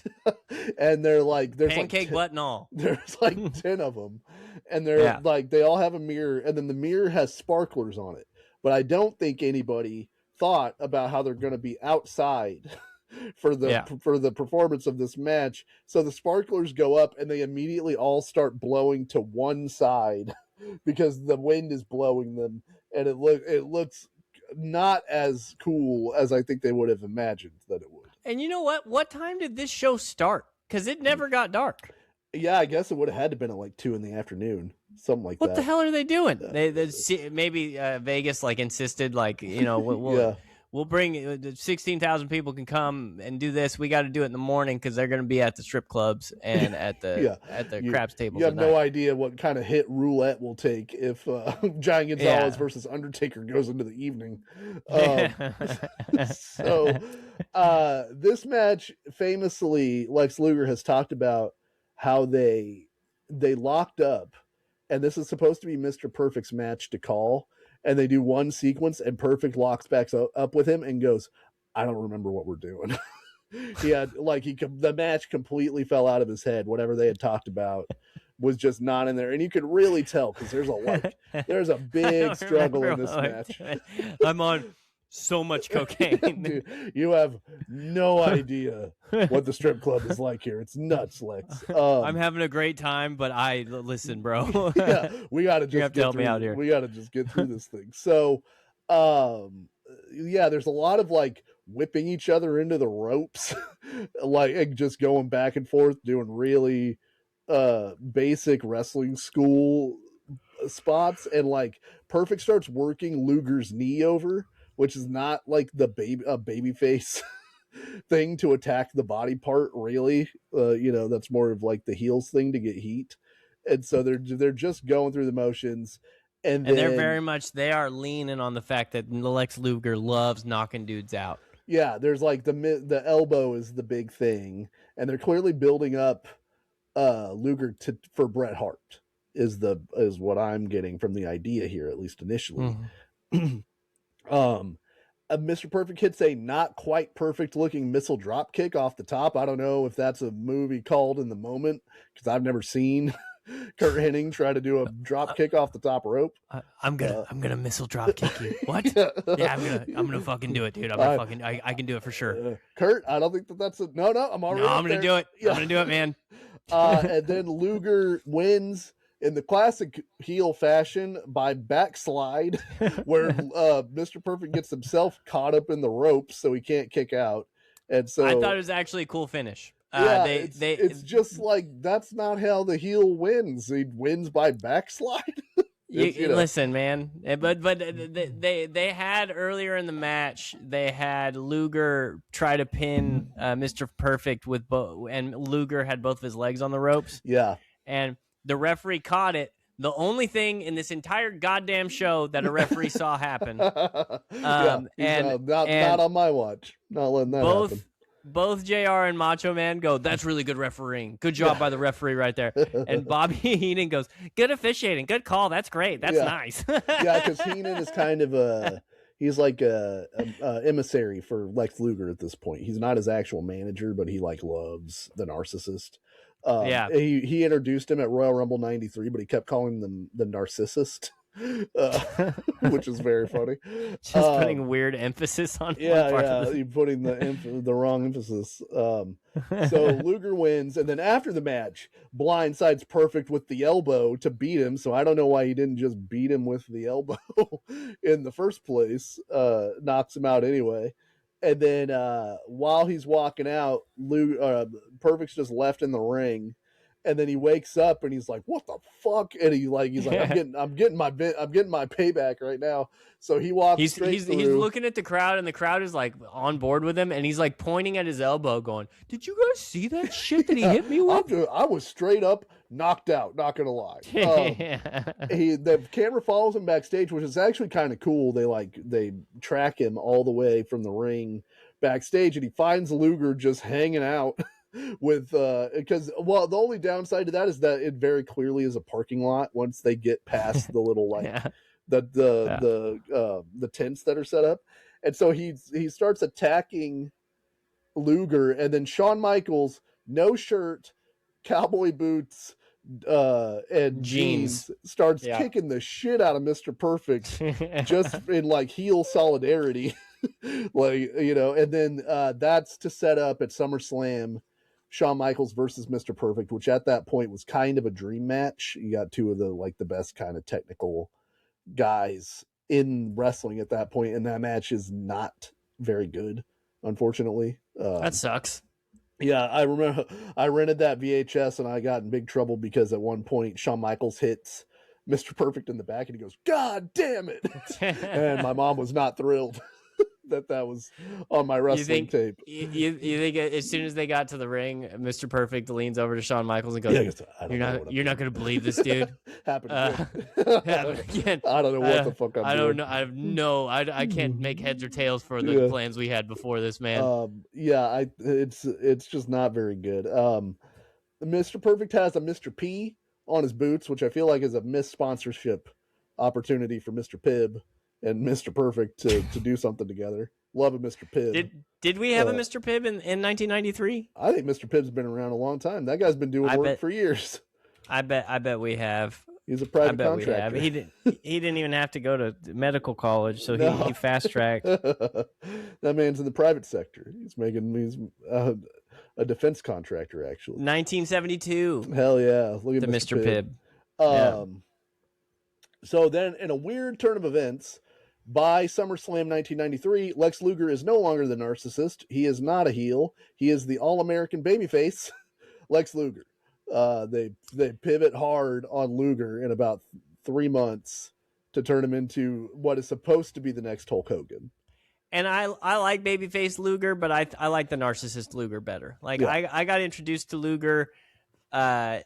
I think it was early WC. Was there a point early in his WCW era where he was being like the kind of vain narcissist guy? Yeah, initially he's the total package. He's a heel. He's young and buff and good looking. Yeah, he's a prick. I think that's the first Lex Luger I saw was WCW doing this gimmick. Yeah, I think Luger's always better as a heel. The babyface thing totally flops by 1994. But there is one good moment that I'm waiting for 4th of July, and we'll do the peak of Lex Luger WWF babyface. Okay. So look forward to that. They go into they go to the announcers, and in the background you can see Vlad the Superfan. Just want to shout out Vlad the Superfan. I didn't see it. And then they cut to Gorilla Monsoon, so Gorilla Monsoon can prep us. Hey, guess what? Mania's not over, baby. We still got more. We still got Undertaker versus Giant Gonzalez and Bret Hart versus Yokozuna. So you got to stick around for both of those things for sure. Two things that you're definitely going to want to watch. I know that we put Hulk Hogan in the middle of the show for some reason. Yeah. But I think if you stick around, that might pay off, wink, wink, for you Hulk Hogan fans out there. If nothing else, gotta see The Undertaker versus Giant Gonzalez. Yeah, we took the fur off his suit this time. So that leads us to match number 7, Undertaker versus Giant Gonzalez. So they've had some time to think about this gimmick. He debuted at Royal Rumble 93. We watched that clip. Big furry suit. Very stupid. He karate chops The Undertaker all over the place. In the intervening time, they've decided to give him music that doesn't sound like anything. And is like, it's just rumbling. It's like the earthquake music B track. And then they've taken the fur off of his suit. So now it's just a flesh colored bodysuit, but they kept the butt and the front, which is like, dude, you can't outline that this guy has a butt and not put fur over the butt. and the front also. Like, that is like even worse malpractice to your guy. I talked about you can't send him out in the bodysuit with the fur. This is worse. This is like the Simpsons episode where they get flipped inside out. You know, hold on, let me get it on a new tab. They gave him like a landing strip. Yeah, well, because it can't just He's got like pubes. Yeah. And where he had fur previously, there is still fur. It's just printed onto this stupid suit for some reason. Yeah. It's just so dumb. I just wonder if the Undertaker was allergic to it, or Giant Gonzalez was allergic to the real fake Or Undertaker fur. was just like, dude, listen, man, I have a future in this company. He might not, but I have a future. You can't do this to me, you know? Yeah. This... I don't even know what to do. The best part of this thing is the Undertaker comes out on like a conveyance and has a vulture on a perch next to him while he walks out. That's pretty good. That's the biggest Mexican I've ever seen in my life. I've been telling him for months. He's Argentinian. He's Argentinian. I don't know. Same difference. I'm sorry, George. I didn't. I keep trying to tell this vulture. Giant Gonzalez's entire offense is just hitting the Undertaker on the back with his arm, and not to be outdone. Oh, go ahead. And a really lazy sleeper hold. One of our top lazy sleeper holds. Well, and not to be outdone by his offense, his defense, he might be the worst salesman in the history of wrestling. He doesn't know which direction to move his body after he gets hit. Like, when you get hit, you're supposed to react in the same direction as the punch was going, and he goes backwards sometimes. There's a lot of times because Taker uppercuts because he's so tall. So, like, Taker's doing, like, the uppercut and slap his body thing to make a sound. Yeah. And his hand basically goes, like, towards the throat of Giant Gonzalez. And Giant Gonzalez is so stupid or, like, just doesn't know wrestling enough. He's selling his throat. He's like holding his throat like, oh, God damn it, he's punching me in the neck, rather than being like, oh, he's punching my head, which is where Undertaker wants it to seem like he's punching. And backing up while moving his head back. That's all you got to do to sell this uppercut. And it's really tough. Harvey Whippleman jumps up on the apron and throws a rag to the Giant Gonzalez while the ref's distracted with him. Giant Gonzalez puts the rag over Undertaker's face, and the announcers are selling that it's chloroform. Yeah. They can smell it, and it's they're coughing and hacking, but the referee seems fine, and so does everyone in ringside. So chloroform joins tomahawk as a thing you can't do in wrestling anymore. This in the early 90s was karate and chloroform, because that was when we thought chloroform was like, it takes like a long ass time to knock somebody out with chloroform. Yeah, they gotta really be huffing that. And like I don't know if they said that he headbutted Paul Bearer, but he didn't. He just touched the chloroform to his face like Benny Hinn, and fucking Paul Bearer fell onto his back. Yeah, well, Paul Bearer knows not to take a big bump for this thing. I'm out of here. Yeah. So Undertaker's down. The Giant Gonzalez is disqualified, and while Undertaker's out, the crowd boos Of course, I don't know how much more of this match they really wanted to see, but they did want to see the Giant Gonzalez win. Undertaker wins by disqualification. He's out. While that's happening, a bunch of refs run into the ring to try to corral the Giant Gonzalez, and he nearly kills Bill Alfonso with a choke slam. The most impressive thing he did in the whole match, and Bill Alfonso almost literally lands on the top of his head, trying to bump for this. So, and that's what caused Bill Alfonso to be obsessed with whistles. Like that was for the like he knocked him so silly that he's like, you know what? It's a good gimmick. I think a whistle. Yeah. The crowd chants for Hogan, which is nuts because the Giant Gonzalez versus Hulk Hogan sounds like the eighth circle of hell to me. But it's pretty bad. Yokozuna and Giant Gonzalez would probably be the worst match of all time. Undertaker gets carted off, and then his music hits again, and he comes staggering out, which actually looks really cool. Like the Undertaker's selling this very well. Like I gotta go get that giant son of a bitch who used chloroform on me. He reminded me of like the dude at 2 a.m. who forgot he has to close his tab at the bar. You know, and he's like, oh fuck, oh no, I don't want to come back on Sunday. I already said bye to everybody. Fuck. How many shots did I buy? A bunch of clotheslines finally knocked down the Giant Gonzalez, who again doesn't know how to bump.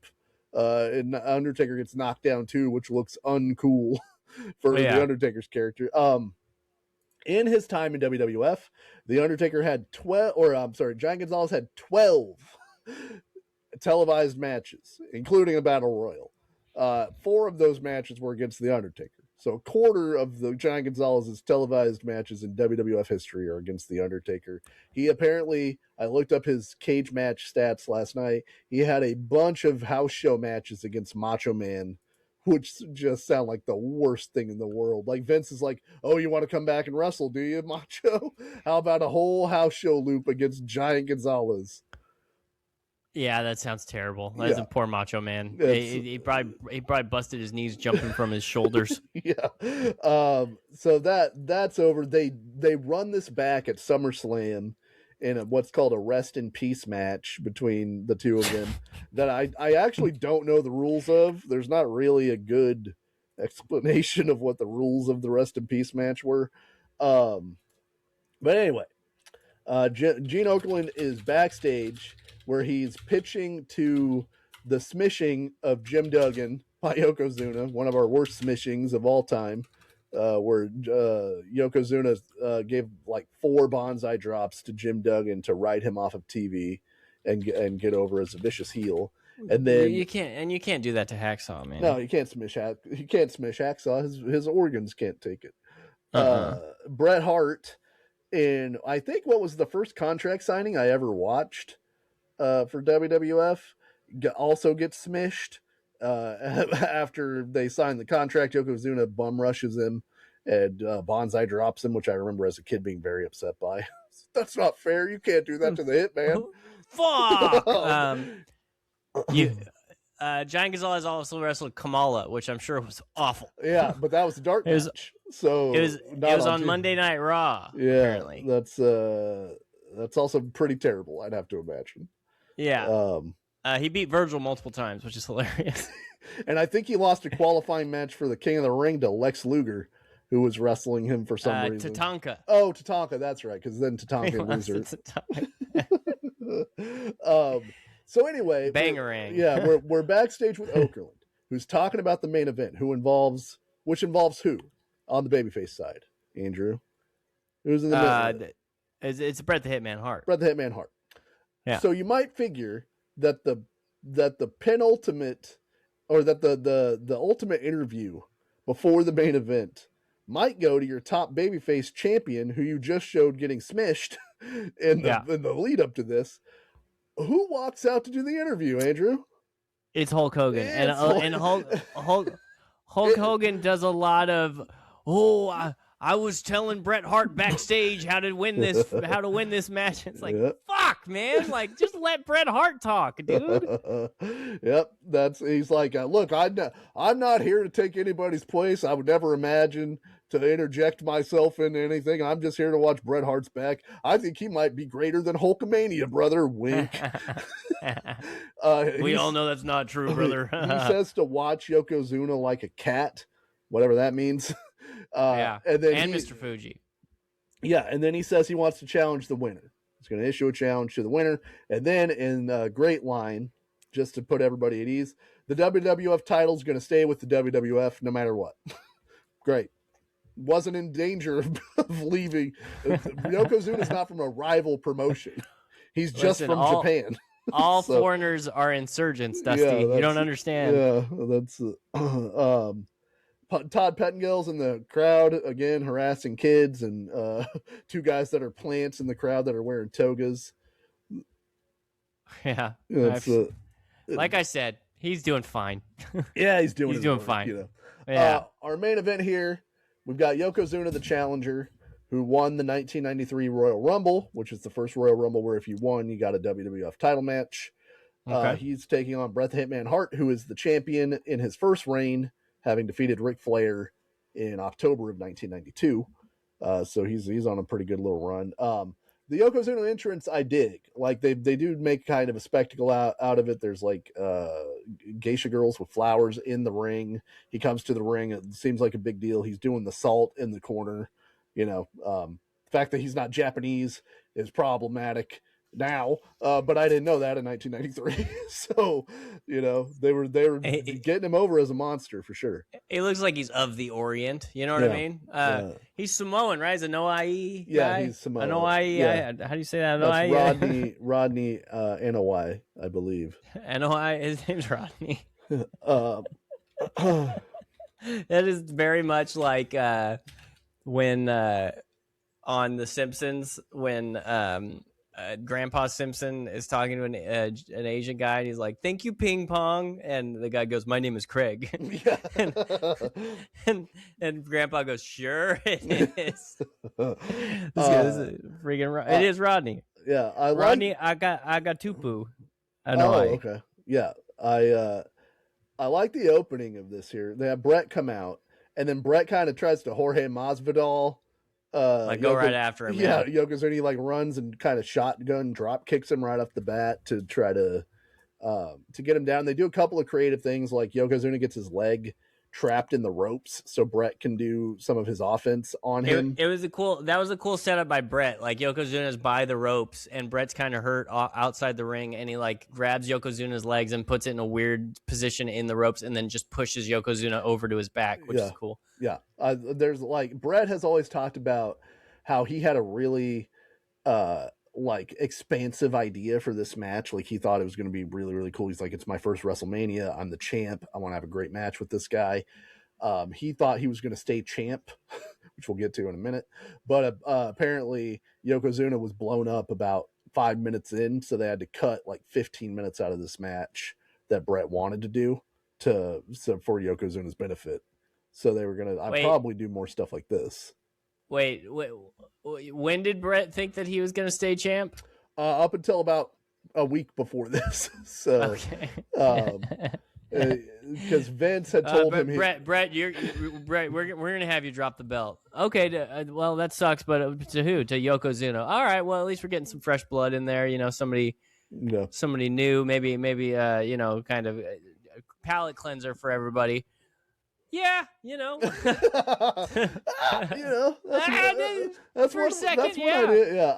Yeah, he says that's that one idea. He said that Vince gave him, or Vince told him he was going to have a long run with the belt, and then you know he gets beat here, probably because of the business they were doing here, which isn't Bret's fault. Nobody, as it turns out, could turn this tailspin around for quite a while. So, but anyway, the Yokozuna drops a giant leg on Bret Hart. Like all of Yokozuna's offense, it's easy to just be like, yeah, that looks like it would hurt a lot to have him do that to you.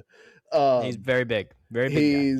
But downside to Yokozuna matches, even though very athletic guy, could do a lot of stuff, was a good heel. A lot of nerve hold resting in the old Yokozuna matches. He's famous for putting that nerve hold on a guy for a while. He throws a pretty good super kick for a big fat guy. Yeah. It's very funny. They call it a martial arts kick, which is funny because it's like technically everything everybody's doing in all of these matches is martial arts because you're fighting each other. But it is also during the match. The announcers are like, he's not even breathing hard, and he's like very clearly blown up. He's like got Bret Hart in a nerve hold for like 2 minutes, you know. They start chanting USA. Famously, one of these guys is purportedly from Japan and the other dude's from Canada, so I don't know who those USA chants are for. That is funny because the Yokozuna is actually, he was born in San Francisco. Yeah, he's from the US, but so the chants are doing the chants worked. They just didn't know they worked for the other guy. That's very funny because I usually defend, because a lot of people get mad when crowds chant USA when there's like a American versus a non-American in a match or a fight like in UFC and stuff. I usually defend that because if you go to Brazil, they literally chant "You will die." Right. And like if you go to England and you're fighting an English guy, they're doing English chants. Like everybody does it. Everybody should be allowed to do it. Yeah. It's very funny that they did it in this match for a Canadian against an American because of the color of his skin. Well, and because he's being touted as being from Japan. So, in like another cool move, Bret jumps off the top rope and Yoko catches him and turns around into the buckle, and Bret grabs the top turnbuckle and it gets ripped off in the process, which I thought was like a unique kind of cool way to get to where Bret is going to slam Yoko's head into the top of it, because it's not Bret cheating. He's just now taking advantage of a thing that naturally happened. Yeah, and I had to rewind it because I was like, man, usually taking they'd make a big deal out of like untying the turnbuckle and like all this stuff, but I had missed it. I do. I mean, that's such a Bret Hart thing to do, is like find just a slightly different way to do something that's done a lot in wrestling, and it makes it infinitely better. Like Bret Hart put a little bit more thought into everything he did than seemingly every one of his contemporaries, you know? Bret Hart, good wrestler, not good enough to keep the WWF title on this one. Because he puts Yokozuna in the sharpshooter, and while he's doing that, Mr. Fuji takes whatever is in the bucket that they brought, purportedly salt, and just like chucks it into Bret Hart's face. Like a lot of it into Bret's face. The referee doesn't notice. Small sand particles suddenly all over the ring where Bret Hart just was. But, and white on his face. But Bret, of course, rolls off, and then I completely forgot. I thought Yoko dropped a leg on him or something, but Yoko just walks over and pins Bret while he's got the sand in his eyes for really kind of a downer finish for a couple reasons. But Yokozuna pins Bret Hart, winning the WWF title. And that's the end of the show. That's WrestleMania 9. Yeah, dude. It was pretty good. Overall, I mean, I wish the Hitman. When it comes crashing down, what is that? No way. Why is Hulk Hogan's music playing? The Hulkster appears. He can't allow this injustice. I thought, I literally wrote it down. A little late, Hulkster, because he didn't help Bret Hart. Right. He's got to take a stand. And he said he was going to help Bret Hart. Yeah, he's got to take a stand. It don't hurt to hide. You know? That is true. There's a Hulkster in heaven that would be really disappointed in him if he didn't come take a stand. He was doing the backing tracks for Hulkster in heaven, actually. That's why he missed. He found a record producer in Vegas who could do it on the cheap. So Hogan comes out and he's like, this is terrible. This is awful. He's like patting Bret on the back. And then Mr. Fuji, for unknown reasons, his guy's blown up. His guy won the belt. Everything's great. He didn't consult with Yokozuna beforehand. He's like, hey, we challenge you, Hulk Hogan. My guy just won the belt. We'll fight you anytime, anywhere. And then Bret Hart is left in like the unenviable position of having to be like, yeah, go do it. Man, no, I don't care at all, dude. That's fine, man. You go do it, man. That's cool.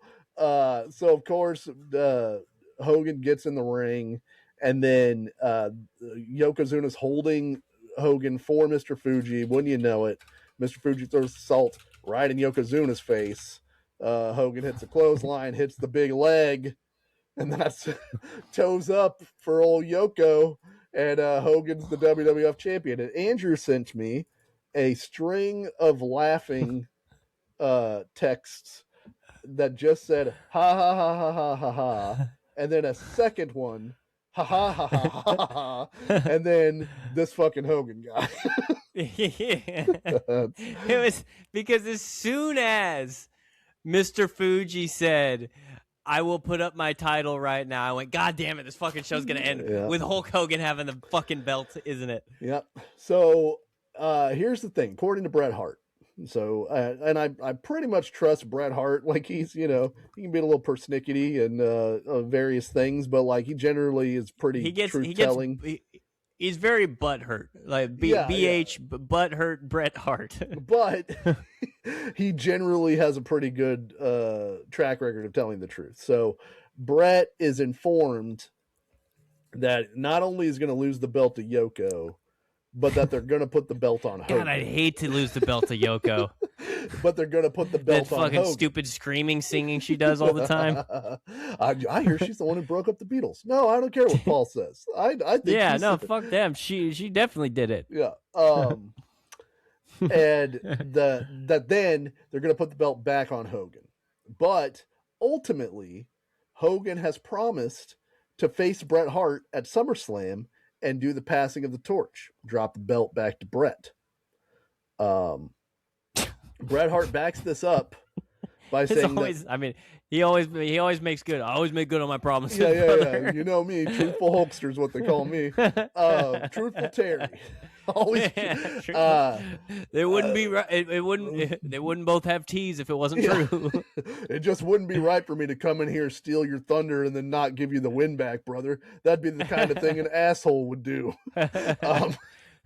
So Bret says that this is backed up by the fact that they did publicity photos, like for WWF magazine, where Hogan and Bret are like tug of warring the belt.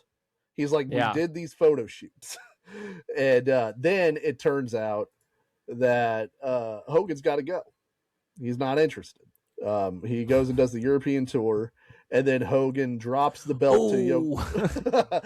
He goes and drops the belt to Yokozuna at the first King of the Ring, where Bret Hart wins the King of the Ring, but Yokozuna wins the title back, and then Bret doesn't get back to the title until the next WrestleMania at WrestleMania 10. So who's the champ at WrestleMania 10? Is it Yokozuna? It's Yoko, yeah, because Yoko keeps the belt from June of '93 until March of '94 when they have the next WrestleMania. Okay. But the main event of SummerSlam is Lex Luger, because they want it to be Luger. All the way. They want to crown Luger at WrestleMania 10. The crowd dictates to them that they have to put the belt back on Bret. Like it's the run for Luger is completely fallen apart by the Royal Rumble of '94. So they have to completely flip it. It's it's crazy. But the Hogan of it all is that he comes in 2 or 3 days before and is like, hey, business is down. I think the crowd would be sad if the heel won in the main event. What about if we throw it on the old Hulkster? And so then Hogan's thinking that he's gonna make it all the way through, but I forget exactly whatever the hell happened, but it turned out he's got to do the job back to Yoko, and then they whatever happened between Hogan and Vince, I don't know. Because the steroid trial officially starts in '94, and then Hogan is set to testify in that. But Vince gets indicted in '93, so I don't know if that had something to do with it, if there was money that had to do with it, or if he didn't want to lose to Bret. There's a whole bunch of the whole cavalcade of Hogan reasons why he might not have done what he said. So Hogan very rarely seemed to have needed a reason to do things, but. It was just so funny when I slowly started to realize what was about to happen in front of my eyes. You think Hogan's going out in the middle of the show? Not the Hulkster. Yeah, I didn't think about that at all. Yeah, you think he's gonna let Giant Gonzalez go after him? Yeah, man, I didn't think about it at all. I was like I did notice. I was like, it is weird that they're putting Hulk in the middle of this thing. I should have, as soon as Hulk did that interview. I should have. Well, I did know that Hulk was going to have something like with the end. I had a feeling he was going to come out. I didn't think he was going to come out and win the freaking title. So the other Hulk Hogan related thing here is his eye. So there's a lot of back and forth throughout history. Hulk Hogan's story and the WWF story officially that apparently has been corroborated is that a few days before Mania, him and brother Brudeye are just down in Florida. They're hanging jet skis, bro. They're just having a great time, jet skiing it up. And Hogan crashes on the jet ski, and the jet ski, like the fin of it or the front of it, runs into his eye, runs into his face, and knocks him out and fucks up his eye. So that's Hogan's story. That's also the plot of the Baywatch episode that he was on, correct? Yes. The unofficial story is that at this time Macho Man and Liz were separating, and Liz had talked to Linda McMahon, and she had moved into their beach house or something, and Savage was pissed and punched Hulk Hogan right in his fucking face when he saw him. That's the unofficial story that's backed up by Scott Steiner, who says that he used to ride with Macho Man, and Macho Man told him that he punched him right in the face. I've heard that Cornette says that that's what happened too. Yeah, that is not backed up by anything. That's funnier. That's a much funnier version of what happened. And Macho Man on commentary is talking about, he's like, when he sees Hogan's eye, he goes, "Yeah, it must have been a sneak attack, brother." Man, he must have gotten hit by the toughest fucking whatever in the world, man. He must have been hit by a real macho. I mean, just a super tough guy. People always say I hit like a jet ski. That I don't know, dude. That's pretty severe eye damage. Like that's the thing. Is he'd have to hit him real fucking hard to and it's not only like, here, I'm gonna put it back up on the screen. I'm gonna play Mr. Doctor Guy right now. Because this can be residual stuff. Like the knuckle doesn't necessarily have to hit this area, right? But like it had to have been knuckle straight up to the eye, because all the white in his eye is red. Yeah, he's got stitches up here. His whole shit is bloodshot. So like, I don't know, man. I feel like he was hit by an inanimate object, but I have no other like. I have nothing. Again, it's funnier if Macho Man hits him. Only slightly funnier than he got in a jet ski accident and got hit in the face with a jet ski, which is also funny. Dude, it's just Brutus Beefcake's got to stay away from the beach, dude. Bad things happen when Brutus Beefcake goes to the beach, dog. Why do you think he went to the Dungeon of Doom? That's not near the beach at all. That's true. Where the master lives, that's in the woods somewhere. We saw it. So do you want to go body surfing? Yes. No, he keeps remembering. Yes. Wait. No. All right. So WrestleMania 9, relatively stinky. Pretty stinky. The funny thing, we didn't even see the dark match that opened the show between Tito Santana and Papa Shango. Who could have foreseen the horrors of that match? We've talked about it. I hate Papa Shango. I do hate Papa Shango. The highest rated match on this show is 3.5 stars from Shawn Michaels and Tatanka, and that ended in a count out. So, but this, I have a weird affinity now for this show because it doesn't have any of the modern wrestling tropes that I'm irritated by, which are like promos in the ring or backstage where like there's an authority figure and there's two wrestlers talking to each other that goes on forever. The other interesting thing is like they don't do any video packages. Like nowadays, I definitely noticed no video packages. They would have totally done a video package for Money Inc. versus the Mega Maniacs with like music underneath. There would have been the doctor who put Brutus Beefcake's face back together would have talked about how tragic and terrible it was. Like they would have done a whole thing about it, which is a thing that I miss. Like the video packages, I think are good, but I can do without like heel authority figure. Even babyface authority figure. Like they had a lot of backstage interviews, but they were mostly quick. So I like that, you know. Yeah, it moved along. It was stupid. It was fun. Bobby Heenan was like a star. Bobby Heenan was funny this whole show. Yeah. and JR did a good job, even though it was his first show, of bouncing off of Bobby and being the straight man and stuff like that. Well, and commentating a completely different style, because he's still in NWA, wrestling is real, where it's like a sport kind of thing, and this is all fucking, like this is Showtime. This is entertainment, baby. They're completely different products. Like, he was just talking about Vader beating the dog shit out of Cactus Jack, and now he's talking about Doink the Clown versus Crush. You got two different things happening. Yeah, it's and he does a pretty good job of it, because he even has to talk about like Undertaker and shit. You know what I mean? Like, he's like, there's something with that urn. So like something weird. So it's I think I agree that it was a bad show, but there are also some things to like about it. All right. Ryan Gonzalez sucked ass. Box office for this week in 1993. I'm going to say there are 2 movies on here that you have seen. 3 in the top 10 for sure. Number 1, a bygone era of movie making, and what we like to call kids being a shithead classics. Cop and a Half. With Burt Reynolds. I love that movie, man. That's a top shelf movie for me.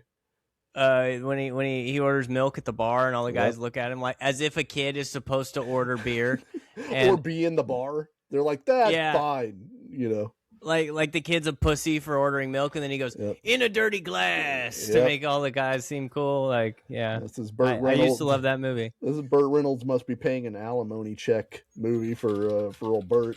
Number 2, I think it's The Adventures of Huck Finn, which I looked at. It's not the one with Jonathan Taylor Thomas. Some other Huck Finn. I think I've seen that one too. Hold on. Of Huck Finn. I'm struggling to type right now for some reason. I think the one wasn't the. It's called The Adventures of Tom and Hook. Tom and Huck. Yeah, that's the other one. Very funny. Adventures of Huckleberry Finn, 1939. Guess who it is? That's Bob Backlund. It's Bob Backlund. Before he took on superstar Billy Graham. I guarantee I've seen the 1993 one because it's Elijah Wood. I've never seen this movie. I didn't even know this movie existed. So it's look at this little motherfucker, dude. Look at him. Look at that little motherfucker, dude. And that's Samwise Gamgee next to him. Before they went to Mordor. That's exactly what it is. Number 3 is a movie called The Crush that I've never seen. Number 4 is eventually the sequel was the Chronic. Yeah, the Chronic. Number 4 is Teenage Mutant Ninja Turtles 3, where they go back in time, and they're like in, I don't know if it's in feudal Japan or whatever, but they have to become like samurai warriors. So I know you've seen that one because you've seen Ninja Turtles. That one I've seen. Yeah. That one I've seen, yeah. Number 5, the old movie called Born Yesterday. Never heard of it. Number 6, Point of Return. Pretty good action movie. Number 7, The Crying Game. Number 8, Unforgiven. Dope movie with Clint Eastwood and Gene Hackman. But I don't know if you've seen that one. Good Boy George song, The Crying Game. If you've never heard that one, it's a great song. But I've never seen the movie or the one that you just said. Number 9, Jack the Bear, which I'll get back to in 1 second. And number 10, Groundhog Day, which I know you've seen. I've definitely seen Groundhog Day. I don't believe I have not seen Jack the Bear. Now, what would you think, based on the name of that movie, the plot of Jack the Bear is? It stars Danny DeVito. Yeah, I just saw a picture of the poster, and I can already tell it is not the movie that I thought it was going to be. I thought it was going to be a bear. There's going to be like a cool bear. Jack the Bear is a PG-13 drama starring DeVito as a single father struggling to raise his 2 sons in 1970s Oakland after his wife's death. Why is it called Jack the Bear? What the fuck is this movie, man? Maybe he's a big furry gay guy. I don't want to. That synopsis depresses me. And then that movie does not look like I would enjoy watching it. That does not seem like a fun time. It's got 6.5 out of 10 on IMDb though. I think it's only got a 28% on Rotten Tomatoes though. I believe it shall remain unwatched by me. So, and then on the music side, things are currently being chronicked by the Bodyguard soundtrack, Whitney Houston. That like in between is the Unplugged by Eric Clapton. It gets 3 weeks in March, but the Bodyguard has crushed all of January and February and is back at number 1 for the week of WrestleMania 9. And when does Tupac die? Like 94? No, Tupac died in 97. No, 96? It was before that. That was 96. God damn, I thought it was 94, 95. Oh. September 96. If you believe he died at all. Who knows? No, that motherfucker's dead. He's dead. He died. But what about that dude died for sure. What's the album cover I used to make fun of all the time? The Dom Illuminati, whatever. The Don Illuminati, bro. The Don Illuminati. Get your shit right, dude. Fucking, Tupac. There's the good Machiavelli, dude. And there's the not Machiavelli, so bro. But anyway, that's WrestleMania 9. Our goal here was kind of to look back at WrestleMania's past, see what was going on, kind of get a feel for these early shows, because there's not a lot of overall spectacle to this WrestleMania. Like, it's, they tried, big toga party, but like, it's funny to go back and see the ones from the 90s.